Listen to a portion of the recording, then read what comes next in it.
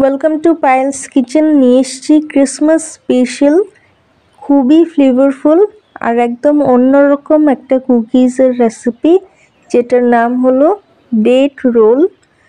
সহজেই বাড়িতে বানিয়ে ফেলতে পারবেন। আমার চ্যানেলে আরও ক্রিসমাস স্পেশাল কুকিজের রেসিপি আপলোড করা আছে, লিংক ডেসক্রিপশন বক্সে দিয়ে দেবো।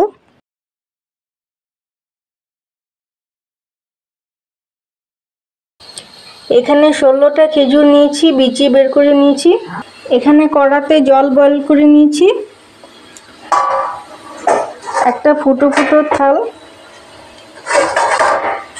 দিয়ে দিলাম কড়াতে, তার উপর বিচি বের করে খেজুর দিয়ে দিলাম। ঢেকে 5 মিনিট স্টিম করে নেব, খেজুর সফট হয়ে যাবে। 5 মিনিট হয়ে গেছে, গ্যাস অফ করে দিচ্ছি।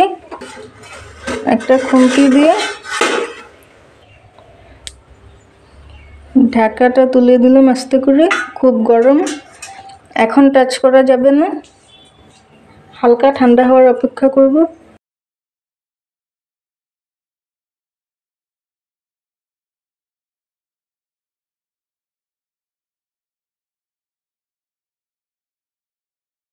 এখানে 5টা ছোট এলাচ আর 3 টুকরো ছোট 3 টুকরো দারচিনি একসাথে গুঁড়ো করে নিয়েছি, অ্যাড করে দিচ্ছি। এতে ভালো ফ্লেভার আসবে। 1 tablespoon soft butter add করে দিচ্ছি। হাত ধুয়ে নিয়েছি, মেখে নেব একসাথে।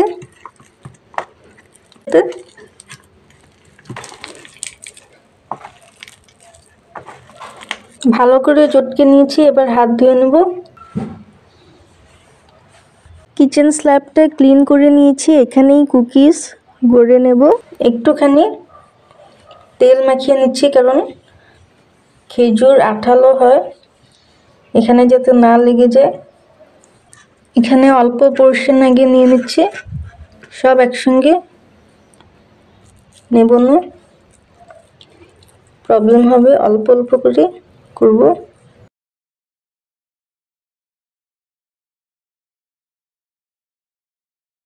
একটা লম্বা লগের শেপ দিয়ে দিচ্ছি কুকিজের ভেতরে পুর ভরার জন্য।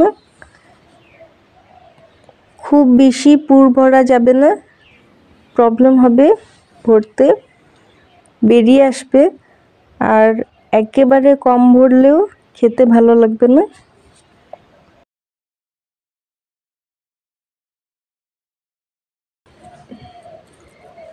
একটা বড় গামলায় এই কাপের 2 কাপ ময়দা চেলে রেখেছি। 1/2 কাপ চিনির গুঁড়ো অ্যাড করে দিচ্ছি। মিষ্টিটা আপনাদের পছন্দ অনুযায়ী কম বেশি করতে পারেন, যেহেতু কুকিজ বেশি মিষ্টি ভালো লাগবে না। আগে একবার মিক্স করে নিচ্ছি। চাইলে একদম 1 চিমটি বেকিং পাউডার অ্যাড করতে পারেন, কিন্তু আমি করব না, ওপরটা বেশি ফাটা ফাটা হয়ে যায়। করলেও একটুখানি অ্যাড করতে হয়। এবার রিফাইন্ড অয়েল অ্যাড করে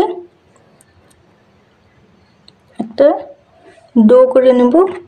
সব একবারে ঢালবো না, 1/2 কাপ তেল নিয়েছি, সব একবারে ঢালবো না, যেতে পারে। হালকা হাতে মিক্স করতে থাকবো। অ্যাকচুয়ালি এটা পুরো বাটার দিয়েই করা হয়, জল বা দুধ কিছুই অ্যাড করা হয় না, কিন্তু আমি রিফাইন্ড অয়েল দিয়ে করছি। আপনারা চাইলে বাটার দিয়েও করতে পারেন, কিন্তু বাটারটা গলানো যাবে না। শক্ত বাটার চাকু দিয়ে টুকরো টুকরো করে কেটে তারপর হাত দিয়ে রাব করে করে, হালকা হাতে রাব করে করে মিক্স করতে হবে।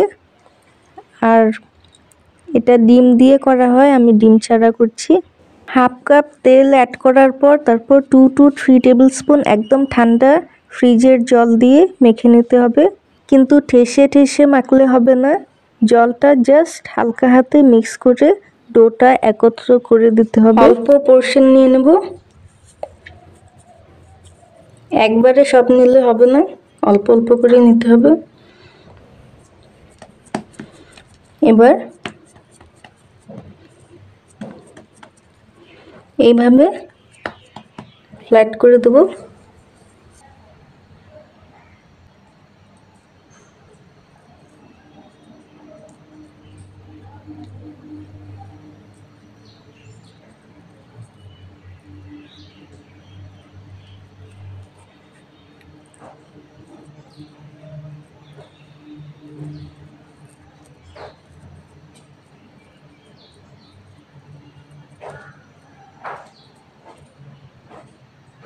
এইভাবে রোল করে নিলে হলো। আর বাকি এক্সট্রা ডোটা আছে যে এইভাবে কেটে দেব।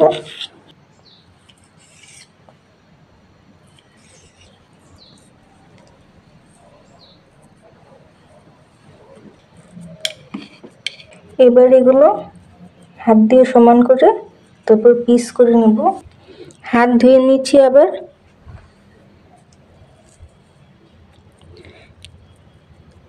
এইভাবে সমান করে দিচ্ছি।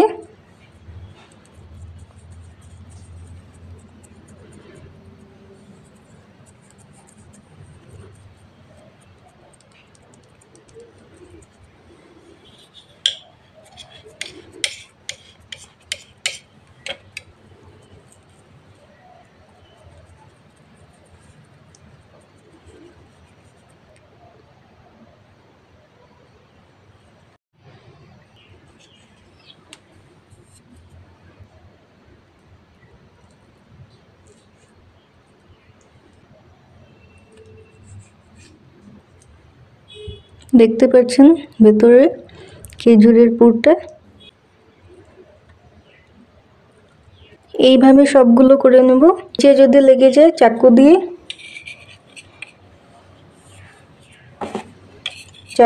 এভাবে সরিয়ে নিলেই হবে।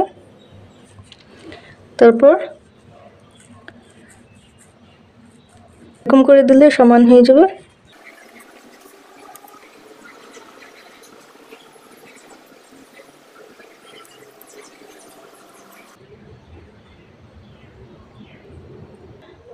সব ডেট রোল গড়ে নিয়েছি, 18টা ডেট রোল হয়েছে।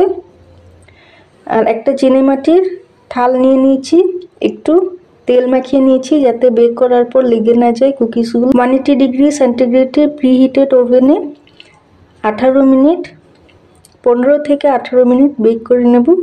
বেক হওয়ার পর যে কোনো কুকিজ হালকা সফটই মনে হয়, কিন্তু যখন পুরোপুরি ঠান্ডা হয়ে যায় শক্ত হয়ে যায় নিজের থেকেই। বেশিক্ষণ বেক করতে হয় না, মানে 18 মিনিটের থেকে বেশি বেক করলে কুকিজ ঠান্ডা হওয়ার পর বেশি শক্ত হয়ে যাবে।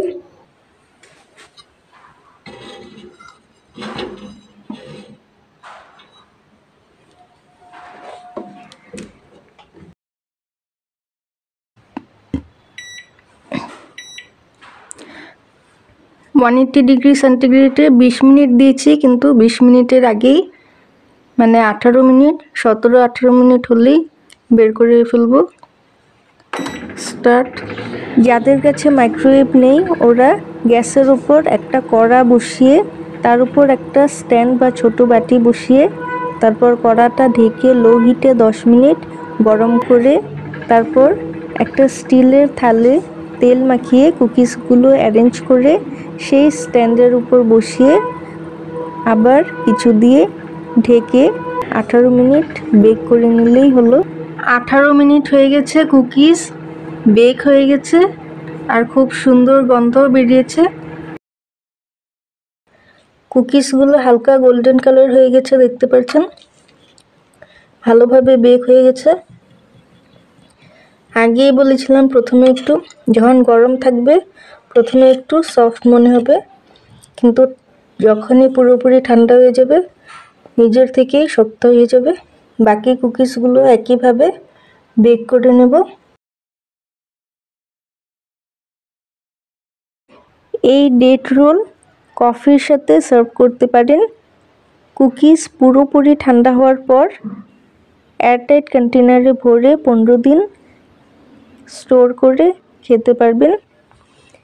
আরও নানা রকম রেসিপির আপডেট পেতে চাইলে চ্যানেলটাকে সাবস্ক্রাইব করে পাশের বেল আইকনটা ক্লিক করে অল অপশনটায় ক্লিক করে রাখবেন। এতে কি হবে, আমি যখনই কোনো নতুন রেসিপি নতুন ভিডিও আপলোড করব সঙ্গে সঙ্গে আপনাদের কাছে নোটিফিকেশনস পৌঁছে যাবে। Thank you for watching.